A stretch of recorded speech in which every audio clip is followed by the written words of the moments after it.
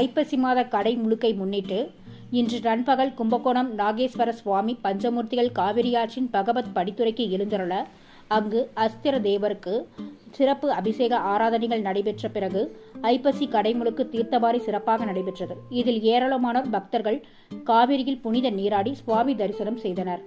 2000 ஆண்டுகள் முற்பட்ட தேவார பாடல் பெற்ற கும்பகோணம் நாகேஸ்வர சுவாமி கோவிலில் ஆண்டுதோறும் ஐப்பசி மாதம் முழுவதும் காவிரி ஆற்றில் அஸ்திர தேவர் எழுந்தருள அங்கு தீர்த்தவாரி நடைபெறுவது வழக்கம். அதுபோல இவ்வாண்டும் துலா மாதம் எனும் ஐப்பசி மாதம் முதல் நாள் முதல் தொடர்ந்து நாள்தோறும் நடைபெற்று வந்தது.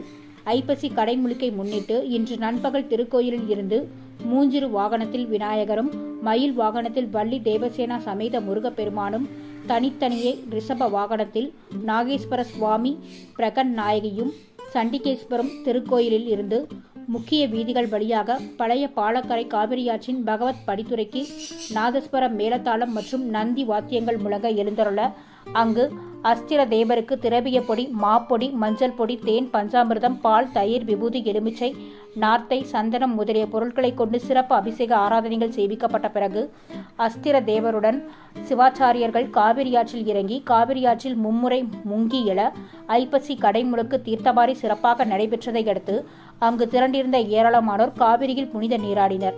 தொடர்ந்து பஞ்சமூர்த்திகளுக்கு மகா தீபாராதனை செய்யப்பட்டது. இந்நிகழ்வில் ஏராளமான பெண்கள் உட்பட நூற்றுக்கணக்கானோர் கலந்து கொண்டு சுவாமி தரிசனம் செய்தனர்.